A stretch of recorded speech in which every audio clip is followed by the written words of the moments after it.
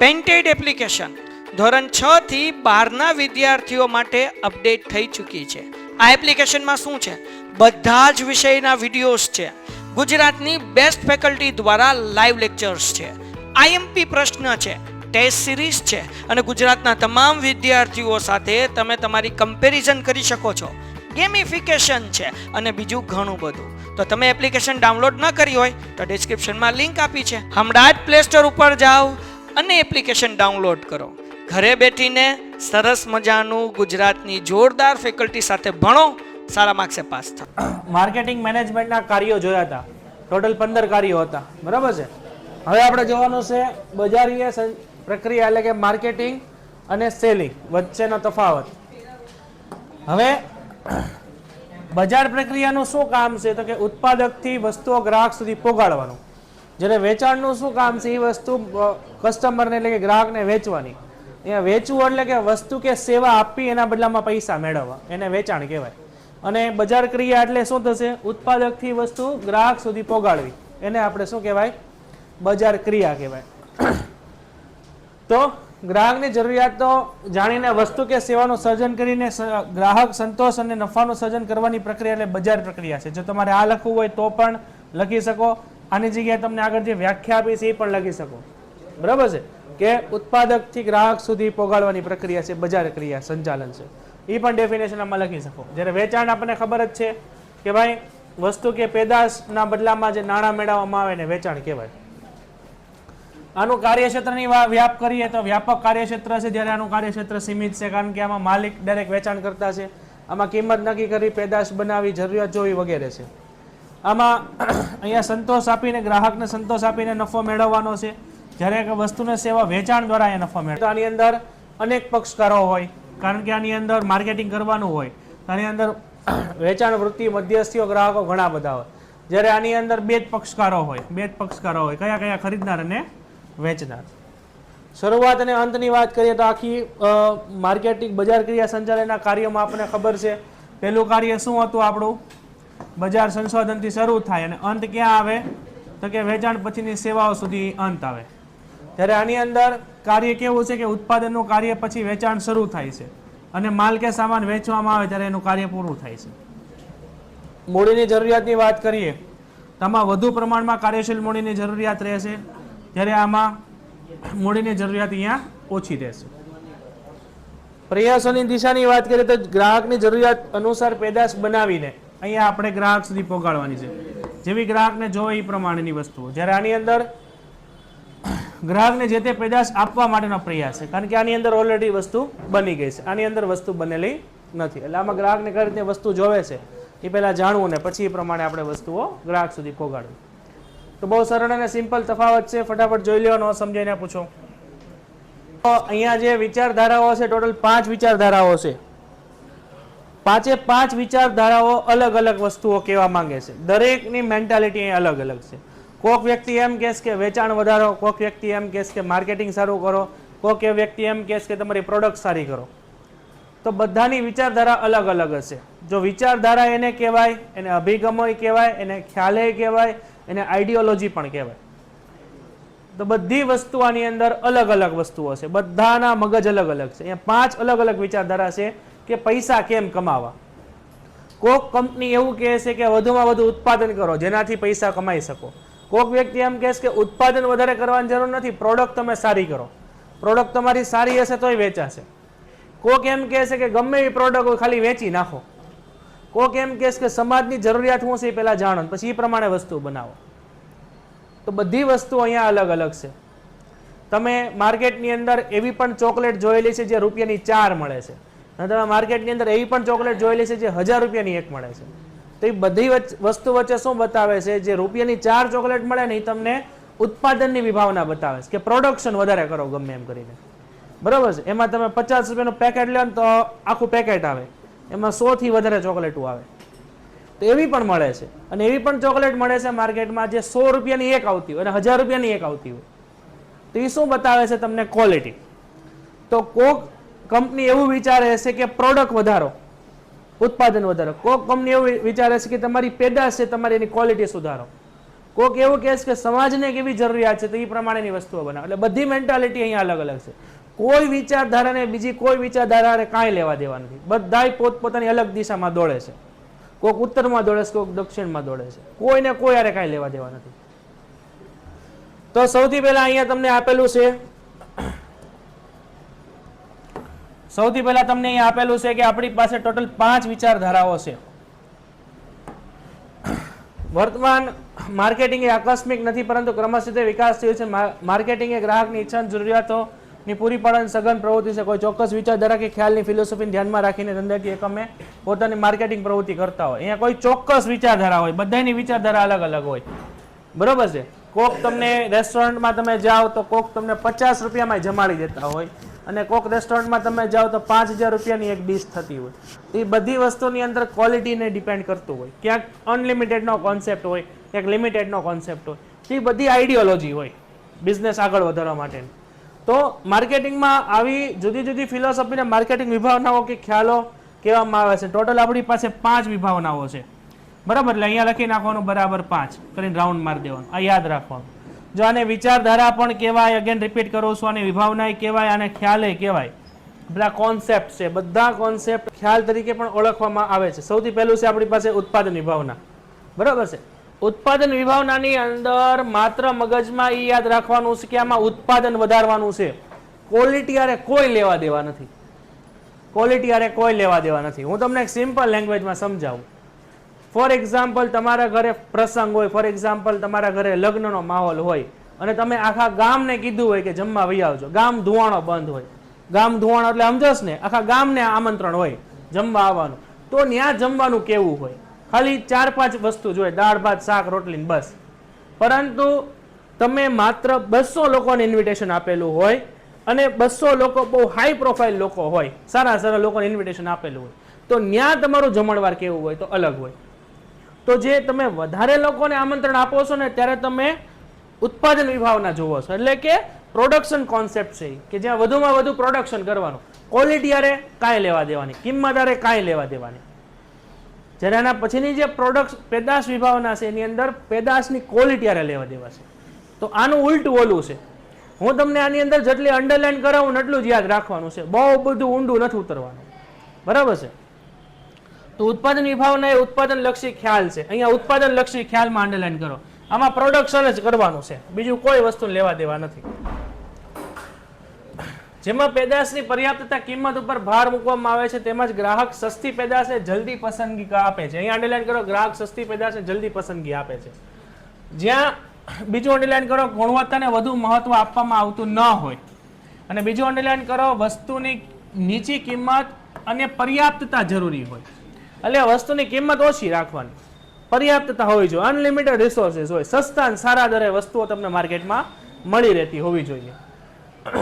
આ વિભાવના મુજબ પેદાશમાં કોઈ પણ જાતની વધારાની સુવિધા આપવામાં આવતી નથી. પેદાશની અંદર કોઈ સુવિધા વધારાની નહીં હોય. દાખલા તરીકે તમે 50 રૂપિયાની ચોકલેટનું પેકેટ ખરીદો તો એ એક પેકેટ હોય, એની અંદર એક હારે બધી ચોકલેટ હોય. બરાબર ને, છૂટી જ હોય. પરંતુ તમે 500 રૂપિયાની, 1000 રૂપિયાની, 100 રૂપિયાની ચોકલેટ ખરીદો તેની અંદર કેટલા રેપર આવે, માથે બોક્સ આવે. કહેવાનો અર્થ શું છે? એ વિભાવના છે ને આ હશે પેદાશ વિભાવના, જેમાં પ્રોડક્ટની હારે સુવિધાઓ હશે વધારાની, જ્યારે આની અંદર કોઈ સાથે સુવિધાઓ નહીં હોય. પછી આ ખ્યાલ ક્યાં જોવા મળે છે? અલ્પ વિકસિત દેશોમાં આ ખ્યાલ વધુ ઉપયોગી છે. કેટલા મુદ્દા થયા? 1, 2, 3, 4 ને 5. તો આ વિભાવનાને માત્ર ઉત્પાદન હારે લેવા દેવા છે. ક્વોલિટી હારે કોઈ લેવા દેવા નથી, એની કિંમત હારે કોઈ લેવા દેવા નથી, અને પેદાશ હારે કોઈ પ્રકારની સુવિધા નથી. તો આની અંદર સિમ્પલ ભાષામાં આપણે લખીએ તો આની ગુણવત્તા કેવી હશે ભાઈ? નીચી. આની અંદર કિંમત કેવી હશે ભાઈ? નીચી. આની અંદર ઉત્પાદન કેવું હશે ભાઈ? તો કે વધુ. કિંમત બહુ નીચી હશે, બહુ સસ્તી વસ્તુ મળશે, અને પર્યાપ્તતા સૌથી વધારે હશે. જેને જોવે અવેલેબલ હશે. જ્યારે પેદાશ વિભાવના એનું એક્ઝેક્ટ ઉલટું છે, જેની અંદર ગુણવત્તા બહુ ઊંચી હશે, જેની અંદર કિંમત બહુ ઊંચી હશે અને ઉત્પાદન બહુ ઓછું હશે. એટલે લિમિટેડ રિસોર્સિસ માટે જશે. બરાબર છે. તો પેદાશ વિભાવના શું કહે છે? આ વિભાવનામાં પેદાશની ગુણવત્તા ઉપર ભાર મૂકવામાં આવે છે. પહેલું અંડરલાઈન કરો, પેદાશની ગુણવત્તા પર ભાર મૂકવામાં આવે. આમાં ગુણવત્તા ઉપર ભાર નહોતો, બરાબર છે. એવું માની લેવામાં આવે છે કે ગ્રાહક પેદાશની ગુણવત્તાનો આગ્રહી છે. અહીંયા અંડરલાઈન કરો, ગ્રાહક પેદાશની ગુણવત્તાનો આગ્રહી છે. ગ્રાહકને પેદાશની ક્વોલિટી આરે મેટર છે, પરંતુ ગ્રાહકની જરૂરિયાત પસંદગી વગેરે ધ્યાનમાં લેવાતું નથી. અહીંયા અંડરલાઈન કરો, ગ્રાહકની જરૂરિયાતને ધ્યાનમાં લેવાતું નથી. શું લેવા? ગ્રાહકની જરૂરિયાતને ધ્યાનમાં લેવાતું. ગ્રાહક તો કદાચ સસ્તું માંગે, તો આપણે સસ્તું નથી બનાવવાનું, આપણે મોંઘું જ બનાવવાનું અને સારી ક્વોલિટીની વસ્તુ બનાવવાની. ગ્રાહકને લેવું હોય તો લે, બરાબર છે. એટલે એનાથી શું થાય કે તમને એક પ્રીમિયમ કસ્ટમરની રેન્જ મળે. ઘણા ઉત્પાદક એકમો બધા જ કારણોસર ગુણવત્તા પેદાશની ગુણવત્તા સતત સુધારતા રહે છે અને ઉચ્ચ ગુણવત્તાવાળી આપતી પેદાશો બજારમાં ઊંચી કિંમતે મળે છે. અહીંયા અંડરલાઈન કરો, ઉચ્ચ ગુણવત્તાવાળી પેદાશો ઊંચી કિંમતે, એટલે આમાં કિંમત પણ કેવી છે? વધુ. આ વિભાવનાને અનુસરતા એકમ સંશોધન અને વિકાસના કાર્યો હાથ ધરે છે. આની અંદર તમારે જો હજી એક કોન્સેપ્ટ એડ કરવો હોય ને તો તમે આમાં લખી શકો વિકાસશીલ અને વિકસિત દેશોમાં. આ ખ્યાલ મહત્વનો છે, બરાબર છે. આ તમને જોવા મળે વિકસિત અને વિકાસશીલ દેશો. બસ તમને ઉત્પાદન આવડે ને તો પેદાશનું ઉલટું છે. આમાં કિંમતને મહત્વ નથી, આમાં કિંમતને મહત્વ છે. આમાં ગુણવત્તાને મહત્વ નથી, આમાં ગુણવત્તાને મહત્વ છે. અલ્પ વિકસિત દેશોમાં છે, વિકસિત દેશોમાં છે. આમાં ઉત્પાદન વધુ છે, જ્યારે આમાં ઉત્પાદન કેવું છે? ગુણવત્તા વાળું.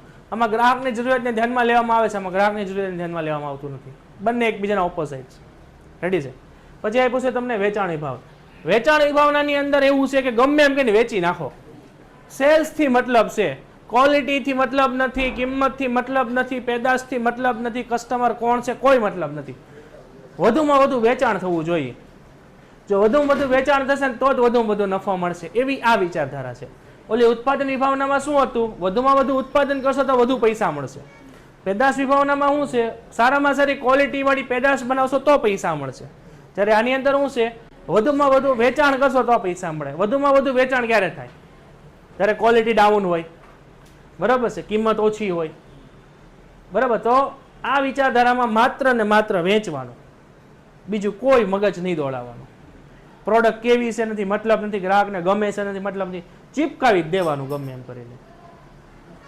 આ વિભાવને કારણે પેદાશલક્ષી ખ્યાલ તરીકે ઓળખવામાં છે, જેમાં વેચાણની પ્રક્રિયા ઉપર ભાર મૂકવામાં આવે છે. અહીંયા સૌથી વધારે સેલ્સ કેમ થાય ને એ આપણે જોવાનું છે. ગ્રાહકને આકર્ષવા અને પેદાશ ખરીદવાનો સીધો કે આડકતરો અનુરોધ કરવામાં આવે છે. એકમો આક્રમક વેચાણ નીતિ અપનાવે છે. આક્રમક વેચાણ નીતિ એટલે કે બહુ હાઈ લેવલનું માર્કેટિંગ કરે ગમે એ રીતે. તેના અસરકારક જાહેરાત ઝુંબેશ, વ્યક્તિગત વેચાણ અને વેચાણ વૃદ્ધિના સાધનો અપનાવે છે. અહીં વેચાણકર્તાઓ દ્વારા માલની માંગ ઊભી કરવાના પ્રયત્નો કરવામાં આવે છે. અહીં અંડરલાઈન કરો. વેચાણ કરતા ગમે એ રીતે ડિમાન્ડ ઊભી કરશે માર્કેટમાં, અને વેચાણ વધીને પ્રયત્નો વગર ગ્રાહકોનો પૂરતો પ્રતિભાવ મળી શકતો નથી. અહીંયા ગ્રાહકને જરૂરિયાતને ધ્યાનમાં લેવામાં આવતું નથી. એટલે અહીંયા અંડરલાઈન કરો, ગ્રાહકની જરૂરિયાત ઉપર ધ્યાન આપવામાં આવતું નથી. માલને રોકડમાં રૂપાંતરિત કરવા માટે બધા જ પ્રયત્નો કરવામાં આવે છે. ગ્રાહકના અસંતોષને આ પણ ધ્યાનમાં લેતું નથી. એકવાર વેચી દીધું, આ સમજાણો. આની અંદર શું કરવાનું છે? ઓનલી ને ઓનલી સેલ થી મતલબ છે. કસ્ટમરને વસ્તુ ગમે છે નથી મતલબ, એ વસ્તુ ખરીદીને સંતોષ મળ્યો છે કસ્ટમરને નથી મતલબ. માત્ર ને માત્ર ગમે એમ કરીને વેચાણ કરવાનું. ઉત્પાદન વિભાવનામાં શું હતું? ગમે એમ કરીને ઉત્પાદન વધુ કરો તો જ પૈસા વધુ મળશે. ઓલી વિભાવનામાં શું છે? ગમે એમ કરીને પ્રોડક્ટ સારી કરો તો પૈસા મળશે. આમાં શું કીધું? ગમે એમ કરીને વેચાણ કરો એટલે પ્રોડક્ટ સારી મળશે. આમાં શું કીધું? બજારી વિભાવના એટલે બજારમાં શું ચાલે છે ને પહેલા જાણો. બજારમાં શેનો ટ્રેન્ડ ચાલે છે તો એવી વસ્તુ બનાવો. બજારમાં ગ્રાહકને શું ગમે છે તો એવી વસ્તુ બનાવો. અહીંયા ગ્રાહકને માર્કેટમાં જે વસ્તુ ગમે છે ને એને અકોર્ડિંગ આપણે વસ્તુ બનાવવાની. આપણે ગમે છે એ નહીં, કારણ કે બજારમાં ગ્રાહક છે બજારનો રાજા છે, બરાબર છે. એટલે ગ્રાહક કે ગ્રાહકને જે ગમે, ગ્રાહકને જેવી સુવિધા જોવે, ગ્રાહકને જે વસ્તુ પસંદ આવે એવી વસ્તુ બનાવો. ફોર એક્ઝામ્પલ ક્રિસમસ આવતો હોય તો ક્રિસમસની થીમને ધ્યાનમાં રાખીને વસ્તુ બનાવો. કોઈ તહેવાર આવતો તો એ પ્રમાણેની વસ્તુ બનાવો. આપણને મજા આવે એમ નથી બનાવવાનું. જ્યારે આની અંદર કેવું છે? પેદાશ વિભાવનામાં આમાં આપણે ગ્રાહકને આપણે ધ્યાનમાં નથી લેવાનું, ગ્રાહકની પસંદગીને ધ્યાનમાં નથી લેવાનું. જ્યારે આમાં ગ્રાહકની પસંદગીને ધ્યાનમાં લેવાનું છે. કસ્ટમરને શું ગમે છે એ જોવાનું છે, બરાબર છે. આ ખ્યાલને માર્કેટિંગનો ખ્યાલ કે વપરાશલક્ષી ખ્યાલ પણ કહેવામાં આવે છે. તો એના અન્ય નામ છે, માર્કેટિંગનો ખ્યાલ અને બીજું વપરાશલક્ષી ખ્યાલ. આ ખ્યાલમાં ગ્રાહકની જરૂરિયાત, પસંદગી, ટેવો, શોખ વગેરે અંગે સંશોધન કરી તેને અનુરૂપ પેદાશ કરવામાં આવે છે. ગ્રાહકને શું જોવે છે ગ્રાહકને જે વસ્તુ જોવે એ પ્રમાણે વસ્તુ બનશે. તે અનુમતિ સાથે દરેક પ્રવૃત્તિ ગ્રાહક કેન્દ્રી હોય છે. અહીંયા અંડરલાઈન કરજો, દરેક અહીંયા પ્રવૃત્તિ છે ને ગ્રાહકને કેન્દ્રી હશે અને તેના આધારે જ માર્કેટિંગની નીતિઓ ઘડવામાં છે. હરીફો કરતાં વધુ અસરકારક અને કાર્યક્ષમ રીતે પોતાની પેદાશો પહોંચાડવા અને ગ્રાહકને સંતોષ આપવાનું લક્ષ્ય અહીંયા હોય છે. ઉપરના ખ્યાલો કરતાં માર્કેટિંગ વિભાવનામાં વધુ આધુનિક ખ્યાલ છે. આ અંડરલાઈન કરજો, અહીં લખજો 1 માર્ક. આ એક પ્રકારનો આધુનિક ખ્યાલ છે, 1 માર્ક MCQ, જેમાં પેદાશે ગ્રાહકને અને સમાજને ફાયદો થાય છે. વર્તમાન સમયમાં ભારતમાં ધંધાકીય પ્રવૃત્તિમાં વિશાળ ધંધાકીય એકમોએ માર્કેટિંગનો ખ્યાલ અપનાવ્યો છે. એટલે કે આ ખ્યાલ છે, અત્યારના સમયમાં સૌથી વધારે આ ખ્યાલ છે. કસ્ટમરને કઈ વસ્તુ જોવે છે, કસ્ટમરને શું ગમે છે, કસ્ટમરને શેમાં રસ છે. હું તમને એક સિમ્પલ એક્ઝામ્પલ આપું. અત્યારે આપણે ફોર એક્ઝામ્પલ ઇન્ડિયાની અંદર સોશિયલ મીડિયા હોય તો બધાને વિડીયો બનાવવો છે, બધાને ફોટા પાડવા છે, બરાબર છે, બધાને સારું દેખાવું છે. તો કંપની, મોબાઈલની કંપની શું વિચારે? મોબાઈલ એવો બહાર પાડો કે જેમાં કેમેરો સારો હોય, હા કે ના? પછી ફોર એક્ઝામ્પલ કોરોના વાયરસ જેવો સમય આવે, બધા નવરા છે, બધાને નવરા થાય એટલે બધાને ગેમ રમવા જોવે, તો મોબાઈલ એવો બહાર પાડો કે જેમાં ગેમ સારામાં સારી ચાલે. કસ્ટમરને શું જોવે છે? ફોર એક્ઝામ્પલ મોબાઈલ બહુ સારો છે, બરાબર છે, એમાં બેટરી સારી નથી ચાલતી, તો એવો મોબાઈલ બહાર પાડો કે જેમાં બેટરી 2 દિવસ ચાલે. કસ્ટમરને શું જોવે છે ધ્યાનમાં રાખવાનું છે. આપણે શું જોવે છે એ નથી જોવાનું. પછી મોબાઈલ ખરીદવા કસ્ટમર જાય છે. ભારતના જે કસ્ટમર છે મોટા ભાગે તો કે ગરીબ લોકો છે અને ગ્રામ્ય વિસ્તારના લોકો છે. તો એ લોકોને મોબાઈલની કિંમત બહુ મોંઘી પડે છે, તો કસ્ટમરને ધ્યાનમાં રાખીને કિંમત નીચી કરો. સમજાણું? પછી કિંમત બહુ વધારે છે, કસ્ટમર એક હારે નથી ખરીદી શકતો 40,000નો મોબાઈલ, તો હપ્તાની પદ્ધતિ આપો. કસ્ટમરને જે જોવે એ પ્રમાણે, કારણ કે કસ્ટમર છે બજારનો રાજા છે. તો આ વિભાવનામાં કસ્ટમર ઓરિએન્ટેડ છે, ગ્રાહક કેન્દ્રી વિભાવના છે. છેલ્લી વિભાવના એવી કહેશે કે સોશિયલ કોન્સેપ્ટ, જેની અંદર તમને એવું કહેવા માંગે છે કે તમે ગમે એટલી સારી પ્રોડક્ટ બનાવો ને, એનાથી સમાજને કોઈ નુકસાન ન થવું જોઈએ. ફોર એક્ઝામ્પલ, આપણી પ્રોડક્ટ એવી છે જેમાં પ્લાસ્ટિકનો ઉપયોગ થતો નથી, આપણી પ્રોડક્ટ એવી છે જે પર્યાવરણ માટે હાનિકારક નથી, આપણી પ્રોડક્ટનું ઉત્પાદન કરવાથી કોઈ પણ પ્રકારનું પ્રદૂષણ ફેલાતું નથી, કોઈ પણ પ્રકારનું પોલ્યુશન થતું નથી. તો એ સોશિયલ કોન્સેપ્ટ છે કે જેની અંદર સમાજને ધ્યાનમાં રાખવામાં આવે છે, જેમાં સમાજનો વિકાસ જોવામાં આવે છે, બરાબર છે. સમાજમાં ગરીબી દૂર કરવા માટેનો, લોકોના કલ્યાણ માટેનું, સાંસ્કૃતિક પ્રવૃત્તિનું, વોટેવર. તો આપણો આ કોન્સેપ્ટ છે. ઘણા મોબાઈલની કંપનીઓ અથવા ઘણી બધી પ્રોડક્ટ તમે લ્યો ને, તેમાં અત્યારના સમયમાં પ્લાસ્ટિકના બોક્સ નથી આવતા, બરાબર છે. તમને ઇકો ફ્રેન્ડલી બોક્સ આવે. ઇકો ફ્રેન્ડલી બોક્સ એટલે એવા બોક્સ કે જેને તમે ફેંકી દો તો શું બતાવે તમને, એ ટૂંક સમયમાં ડીકમ્પોઝ થઈ જાય. અત્યારના સમયમાં તમે જુઓ તો ઘણી બધી જગ્યાએ તમને પ્લાસ્ટિકના જબલા નથી આપતા, બરાબર છે. એ પ્લાસ્ટિકના જબલાની જગ્યાએ એક બીજું મટીરિયલ આવે જે ફટાફટ ડીકમ્પોઝ થઈ જાય જમીનની, તો એવું મટીરિયલ આપે. એ શું બતાવે છે? સોશિયલ કોન્સેપ્ટ બતાવે છે, જેમાં સમાજનો વિકાસ. સમાજલક્ષી વિભાવના તરીકે પણ ઓળખવામાં આવે છે. ગ્રાહકની જરૂરિયાતને પ્રાધાન્ય આપવાને કારણે બજાર વિભાવનાની ઘણી ટીકાઓ થઈ. માર્કેટિંગના ખ્યાલમાં ગ્રાહકની જરૂરિયાતો જાણી તેને સંતોષવાનો પ્રયત્ન કરવામાં આવે, પરંતુ ગ્રાહકનું, સમાજનું અને રાષ્ટ્રનું લાંબા ગાળાનું હિત જોખમાય છે. સાથે સાથે કુદરતી સાધનોનો બગાડ થાય છે. આ વિભાવના મુજબ દરેક ધંધાકીય એકમે બજારીય સંચાલન કાર્ય એવી રીતે કરવા જોઈએ કે જેથી ગ્રાહકની જરૂરિયાતો સંતોષાય. અહીંયા અંડરલાઈન કરો, ગ્રાહકની જરૂરિયાતો સંતોષાય અને પર્યાવરણને ઓછામાં ઓછું નુકસાન થાય. તેથી જ એકમો શું કરે છે કે પેકિંગમાં પ્લાસ્ટિકનો ઉપયોગ અહીંયા આપણે ઓછો કર્યો. આ બધું અંડરલાઈન કરજો. ઉત્પાદન પ્રક્રિયામાં આપણે શું કર્યું છે? બીજું અહીંયા અંડરલાઈન કરો. ઉત્પાદન પ્રક્રિયામાં આપણે ઝેરી વાયુઓનું પ્રમાણ બને એટલું ઓછું રાખવાનું. ગ્રાહકને તૈયાર ખોરાક મળે તે માટે શરીરને હાનિકારક ન હોય, તે પૌષ્ટિક અને શુદ્ધ હોય તે રીતે પ્રકારની વિચારધારા અપનાવવાની. અને આને નિયંત્રણ કરવા માટે રાજ્યએ ફેટ ટેક્સ પણ દાખલ કર્યો છે. અંડરલાઈન કરજો, ફેટ ટેક્સ. તેવી જ રીતે પર્યાવરણમાં ઝેરી વાયુનું પ્રમાણ ઓછું થાય, અવાજનું પ્રદૂષણ અહીંયા ઓછું થાય, તે ખ્યાલ અહીંયા બતાવ્યો છે. અહીંયા ફેટ ટેક્સ એટલે શું થાય? ઘણી બધી એવી ફૂડ પ્રોડક્ટ હોય કે જેની અંદર તમે એ વસ્તુ ખાઓ અથવા એને કન્ઝ્યુમ કરો ને, તો તમારા બોડીની અંદર જરૂરિયાત કરતાં વધારે ફેટ બનતું હોય, બરાબર છે. તો એનાથી કોઈ પણ વ્યક્તિની હેલ્થ છે ને એ તો કે બગડતી હોય. તો સરકારે શું કર્યું છે કે એવી કોઈ પ્રોડક્ટ છે કે જેને કન્ઝ્યુમ કરવાથી કસ્ટમરની હેલ્થમાં જરૂરિયાત કરતાં વધારે ફેટ ઇન્ક્રીઝ થતો હોય તો એ વસ્તુ ઉપર ફેટ ટેક્સ લગાડવામાં આવે. લાઈક બર્ગર છે, પીઝા છે, બરાબર છે, આ બધી વસ્તુઓ જે માર્કેટમાં વેચાતી હોય તો એનાથી જે કસ્ટમર ઇન કન્ઝ્યુમ કરે અને એનાથી એને કોઈ ફેટ વધતો હોય, જરૂરિયાત કરતાં વધારે એમાં ફેટની માત્રા હોય તો એને ફેટ ટેક્સ લાગે. તો આ વિચારધારા આવું કહેવા માંગે છે. ટોટલ આપણા 5 વિચારધારાના બધાના વિચાર કેવા છે? પેઇન્ટેડ એપ્લિકેશન ધોરણ 6 થી 12ના વિદ્યાર્થીઓ માટે અપડેટ થઈ ચૂકી છે. આ એપ્લિકેશનમાં શું છે? બધા જ વિષયના વિડીયોઝ છે. ગુજરાતની બેસ્ટ ફેકલ્ટી દ્વારા લાઈવ લેક્ચર્સ છે. આઈએમપી પ્રશ્ન છે, ટેસ્ટ સિરીઝ છે અને ગુજરાતના તમામ વિદ્યાર્થીઓ સાથે તમે તમારી કમ્પેરિઝન કરી શકો છો. ગેમિફિકેશન છે અને બીજું ઘણું બધું. તો તમે એપ્લિકેશન ડાઉનલોડ ન કરી હોય તો ડિસ્ક્રિપ્શનમાં લિંક આપી છે. હમણાં જ પ્લે સ્ટોર ઉપર જાઓ અને એપ્લિકેશન ડાઉનલોડ કરો. ઘરે બેઠીને સરસ મજાનું ગુજરાતની જોરદાર ફેકલ્ટી સાથે ભણો, સારા માર્ક્સે પાસ થાઓ. અલગ અલગ. પહેલી વિભાવના કઈ છે આપણી? ઉત્પાદન વિભાવના. એમાં શું કરવાનું? ઉત્પાદન વધુ બધું કરવાનું. કિંમત ભલે ઓછી હોય, કિંમતને ધ્યાનમાં નહીં લેવાની, ગુણવત્તાને ધ્યાનમાં લઈ લેવાની. અને કયા દેશમાં ઉપયોગી છે? અલ્પ વિકસિતમાં, જેમાં પર્યાપ્તતા ઉપર વધારે મહત્વ છે. બીજી વિભાવના છે પેદાશ. પેદાશની અંદર ગુણવત્તા સારી આપવાની, કિંમત પણ વધુ લેવાની, ઉપલબ્ધતા ભલે ઓછી હોય, ગ્રાહકની જરૂરિયાતને પસંદગી ધ્યાનમાં નહીં લેવાની. આપણે જે વસ્તુ બનાવી ગ્રાહક ખરીદશે. ફોર એક્ઝામ્પલ ડેરી મિલ્ક છે, તો ડેરી મિલ્ક વાળાની જે ચોકલેટ આવે એમાં કસ્ટમરને લોકો નથી પૂછતા કે ભાઈ તમારે કેવી ચોકલેટ જોવે છે. એ લોકો એની રીતે જ બનાવે. પછી કિટકેટ છે કે કોઈ પણ કંપનીની ચોકલેટ હોય, એ લોકો એની રીતે બનાવીને તમે ખરીદો છો. તે પેદાશ વિભાવના છે. ત્રીજી વિભાવના કઈ હતી આપણી? વેચાણ.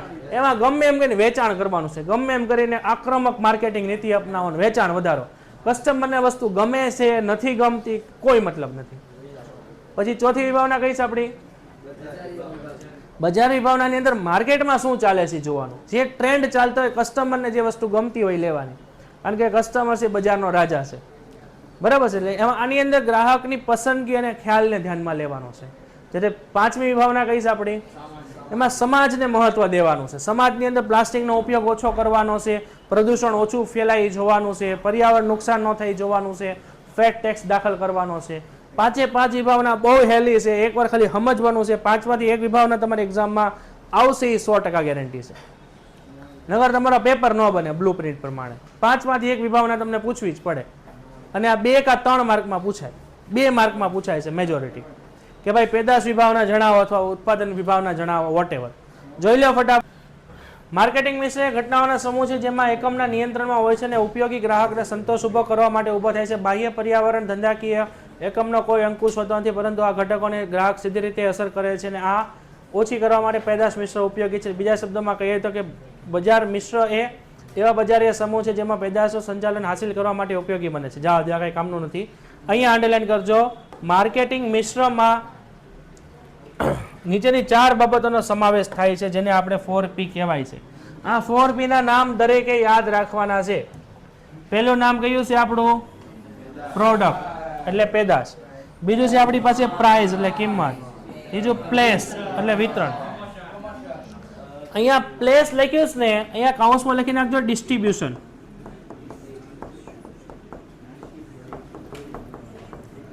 અહીંયા પ્લેસ એટલે ડિસ્ટ્રીબ્યુશન પણ થશે. અને ચોથું છે આપણી પાસે પ્રમોશન. તેને 4P નો કોન્સેપ્ટ કહેવામાં આવે. રેડી છે? હવે તમારે થોડુંક તમારી બુકની અંદર વર્ક કરવાનું છે. એક હાઇલાઇટર હોય તો લઈ લો, ન હોય તો ABCD અથવા 1 2 3 4 લખવાનું છે. આ 4 મુદ્દા આપણે ભણવાના છે. સૌથી પહેલો મુદ્દો કયો છે આપણો? પ્રોડક્ટ. હાકે ને? આપણે પ્રોડક્ટની અંદર 3 મુદ્દા જોવાના છે: બ્રાન્ડિંગ, લેબલિંગ અને પેકેજિંગ. હવે ફોર એક્ઝામ્પલ આ તમારી પેદાશ છે, બરાબર? પેદાશ એટલે કોઈ પણ પ્રોડક્ટ હોય, એ કોઈ પણ પ્રોડક્ટ હોઈ શકે, બરાબર છે? એ તમે કોઈ ફૂડ પેકેટ લ્યો તો એ ફૂડ પેકેટ પણ હોઈ શકે, એ કોઈ ચોકલેટ પણ હોઈ શકે. પેદાશ કોઈ પણ હોઈ શકે જેને તમે જોઈ શકો છો, એ તમારી પેદાશ છે. હવે એ પ્રોડક્ટ બનાવવા માટે એના ઉપર બ્રાન્ડિંગ કરેલું હોય, એટલે કોઈ કંપનીનો લોગો હોય, પછી એના ઉપર લેબલ મારેલું હોય અને એનું પેકેજિંગ કરેલું હોય. પેકેજિંગ છે એ પેદાશના કપડાં કહેવાય, એના વસ્ત્ર કહેવામાં આવે. મેં ઓલું એક પેકેટ લાવવાનું કીધું હતું, લાવ્યું છે કોઈ? એક્ઝામ્પલ, આ તમારી પેદાશ છે, સમજો આ તમારી પેદાશ છે કોઈ પણ રીતે. હવે આની અંદર 3 કોન્સેપ્ટ તમારે ભણવાના છે. પહેલું છે બ્રાન્ડિંગ. બ્રાન્ડિંગ એટલે કંપનીનો લોગો, જે આ છે બાલાજી, બરાબર છે? તો આ છે ને તમારો લોગો કહેવાય, બ્રાન્ડિંગ. આ જે બ્રાન્ડિંગ છે એ કોઈ પણ રીતે હોઈ શકે, નંબરમાં હોઈ શકે, શબ્દમાં હોઈ શકે, નિશાનીમાં હોઈ શકે, ડિઝાઇનમાં, ગમે રીતે હોઈ શકે. પછી બીજું આવે છે લેબલિંગ.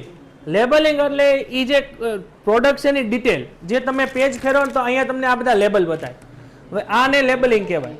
હવે આની અંદર આ પ્રોડક્ટ કઈ રીતે બની, એના ઇન્ગ્રેડિયન્ટ્સ કયા હશે એની ડિટેલ આપેલી હોય. આ પ્રોડક્ટ કન્ઝ્યુમ કરવાથી કયા કયા પ્રકારના તમને વિટામિન્સ, મિનરલ્સ, કાર્બોહાઈડ્રેટ વોટેવર મળી રહે એ આપ્યું હોય.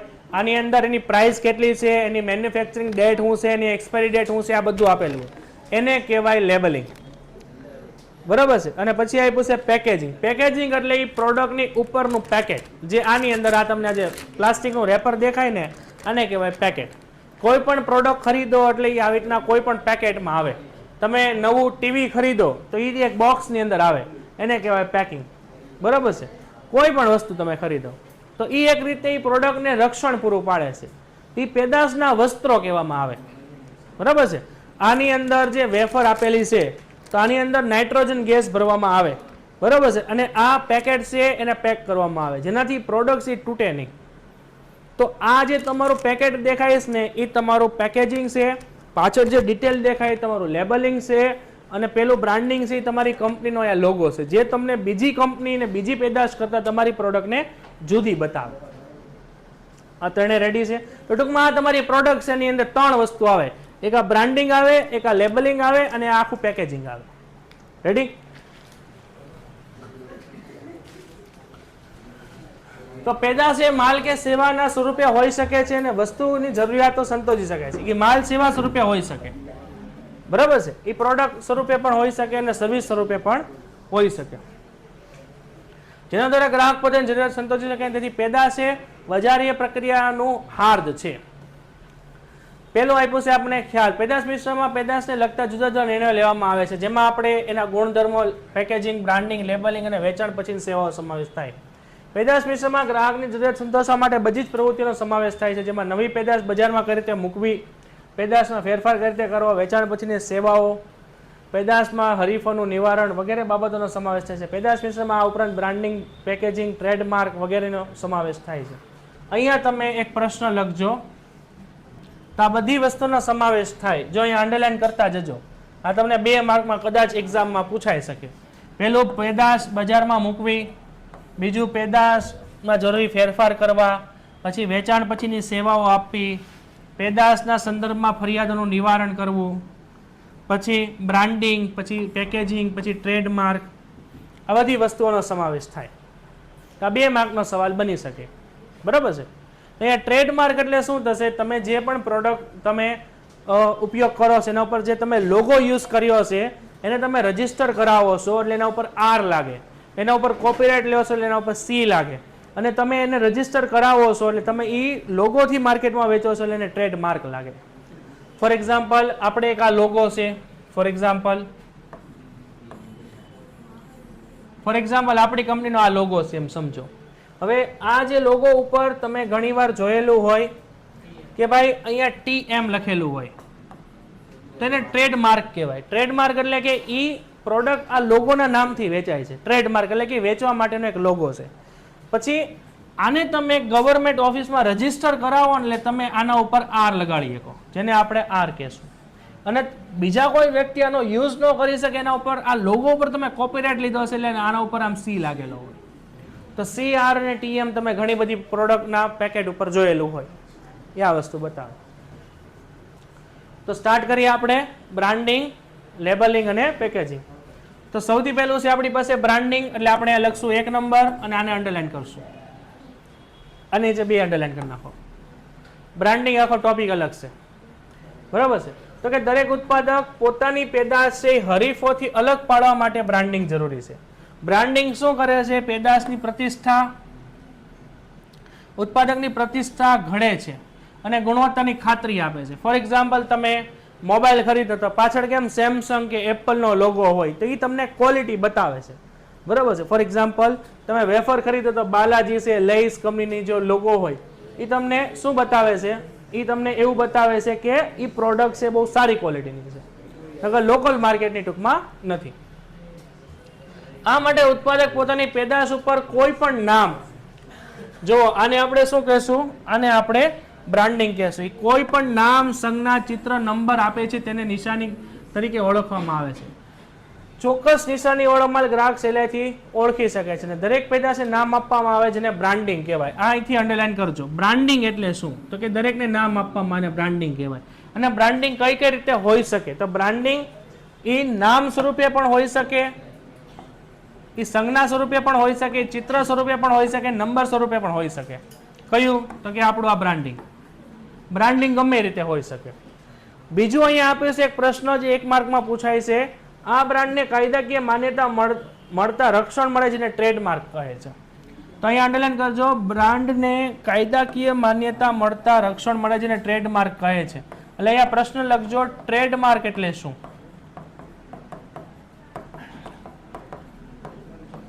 એક માર્ક. આ ટ્રેડમાર્કનો પ્રશ્ન એક્ઝામમાં પૂછાઈ ગયેલો છે, બોર્ડની એક્ઝામમાં. આ બ્રાન્ડ પેદાશની આગવી ઓળખ આપે છે અને જ્યારે પેદાશનું નામ નક્કી કરવામાં આવે ત્યારે પેદાશના ગુણધર્મો ધ્યાનમાં લેવામાં આવે છે અને પેદાશનું નામ કોઈ ચોક્કસ અર્થસભર કે જલ્દી યાદ રહી જાય એવું રાખવામાં આવે છે. નામ અને નિશાની નક્કી કરવા માટે ઘણીવાર સંસ્થાની ફિલોસોફી પણ ધ્યાનમાં લેવાય છે. ફોર એક્ઝામ્પલ, આપણે ચોકલેટનું નામ છે ડેરી મિલ્ક, તો ડેરી મિલ્કની અંદર એક શબ્દ આવે છે મિલ્ક. મિલ્ક એટલે એમાંથી બને છે ચોકલેટ, એટલે એ ફિલોસોફી થઈ ગઈ.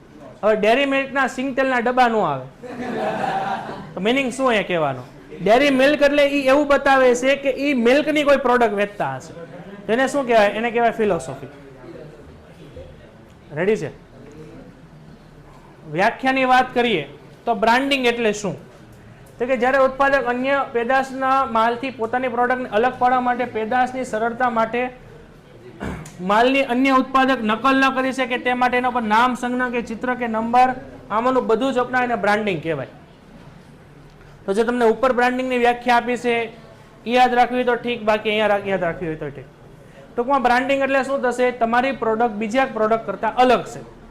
ફોર એક્ઝામ્પલ, બાલાજી કંપની છે તો બાલાજીનો જે લોગો છે એ લોગો જોઈને લોકો એની પ્રોડક્ટ ખરીદતા હોય, તો એ બાકીની જે બધી પ્રોડક્ટ માર્કેટમાં વેચાતી હોય વેફર ને બધું, એની કરતાં એની પ્રોડક્ટ અલગ દેખાય, એને આપણે કહેશું બ્રાન્ડિંગ. લક્ષણોની વાત કરીએ તો પહેલું લક્ષણ શું છે કે ગ્રાહકોને પેદાશમાં ગુણવત્તાનું સાતત્યનો અનુભવ થાય. એટલે એ પ્રોડક્ટમાં એનું નામ જોઈને વસ્તુ ખરીદે એટલે એને લાગે કે ભાઈ આ વસ્તુ ક્વોલિટી વાળી છે, એક ટ્રસ્ટ બિલ્ડ થાય. તો નિશાની કરવામાં ઘણા બધા રંગનો ઉપયોગ થાય છે, ખાસ ડિઝાઇન કે આ રંગો નક્કી કરવામાં સંજ્ઞાઓ પણ લેવાય છે. તો ઘણી બધી કંપની હોય, ઘણા બધા લોગોની અંદર ઘણા બધા કલર ઉપયોગ કરતા હોય, બરાબર છે? બાલાજીનો તમે લોગો જો તેમાં 3-4 કલરનો ઉપયોગ થયો હોય, ઘણા બધા 10-15 કલરનો ઉપયોગ કરે. ધર્મો એની ફાયદા, ઉપયોગિતા, વ્યક્તિગત અને સંસ્કૃતિને રજૂ કરે છે. તો કોઈ પણ લોગો હોય ને, તમે કોઈ પણ બ્રાન્ડિંગ જોવો, કોઈ પણ કંપનીનો લોગો જોવો, ત્યાં ગમે એમાંથી એકાદું હશે. ફોર એક્ઝામ્પલ, બાલાજી વેફર તમે જુઓ તો બાલાજી જે લોગો છે ને એ ભારતની સંસ્કૃતિ બતાવે છે અહીંયા, બરાબર છે? ભારતની આ સંસ્કૃતિ બતાવે છે. કારણ કે બાલાજી ટેમ્પલ તમે સાઉથમાં જાઓ તો તમને જોવા મળે, એ બાલાજી ભગવાન છે ટૂંકમાં, એના નામ ઉપરથી રાખેલું છે. એ ભારતની સંસ્કૃતિ છે. પછી તમને ગુણધર્મો, પેદાશના ગુણધર્મો એટલે એની ક્વોલિટી તમને કઈ રીતે બતાવે. ફોર એક્ઝામ્પલ, તમે ડેરી મિલ્ક જોવો છો, તે મિલ્કની પ્રોડક્ટ બનેલી છે, તેનું ગુણધર્મ બતાવે છે એ લોગો ટૂંકમાં. જે પેદાશની આગવી ઓળખ આપે છે, પેદાશને મૌખિક અને દ્રશ્ય ઓળખ આપે છે અને માલને ઉત્પાદક ઊંચી કિંમતે બજારમાં વેચી શકે છે અને વેચાણ કરતા નિશાની કરેલો માલ ઝડપથી વેચી શકે છે, જેનાથી ગ્રાહકને નિશાનીવાળા માલ ઉપર વધારે એક ભરોસો હોય. અહીંયા જે તમે એ લોગો છે એ ટ્રસ્ટથી ચાલતું હોય આખું, બરોબર છે? તો અહીંયા બ્રાન્ડિંગ આખું આપણું પૂરું થાય છે. આખું જોઈ લો, ન સમજાઈને પૂછો. પેન્ટેડ એપ્લિકેશન ધોરણ 6 થી 12ના વિદ્યાર્થીઓ માટે અપડેટ થઈ ચૂકી છે. આ એપ્લિકેશનમાં શું છે? બધા જ વિષયના વિડીયોઝ છે. ગુજરાતની બેસ્ટ ફેકલ્ટી દ્વારા લાઈવ લેક્ચર્સ છે. આઈએમપી પ્રશ્ન છે. ટેસ્ટ સિરીઝ છે અને ગુજરાતના તમામ વિદ્યાર્થીઓ સાથે તમે તમારી કમ્પેરિઝન કરી શકો છો. ગેમિફિકેશન છે અને બીજું ઘણું બધું. તો તમે એપ્લિકેશન ડાઉનલોડ ન કરી હોય તો ડિસ્ક્રિપ્શનમાં લિંક આપી છે. હમણાં જ પ્લે સ્ટોર ઉપર જાઓ અને એપ્લિકેશન ડાઉનલોડ કરો. ઘરે બેઠીને સરસ મજાનું ગુજરાતની જોરદાર ફેકલ્ટી સાથે ભણો, સારા માર્ક્સે પાસ થાઓ.